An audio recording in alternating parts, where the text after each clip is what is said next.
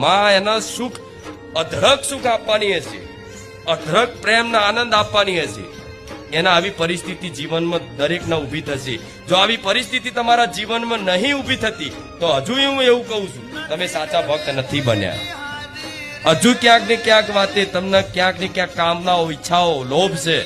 એટલે પણ જે સાચા ભક્તો હશે ને એને એવી પરિસ્થિતિ ઊભી થશે કે એને કોઈ બીજો રસ્તો ને એક જ માર્ગ દેખાશે, એક બાજુ મૃત્યુ ને એક બાજુ માતા.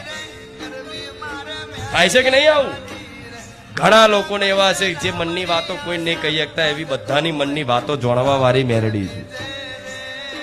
રડો છો ને બધું જોવું, કોઈ કહી નહીં શકતા, કે તો કોઈ સમજતું નહીં.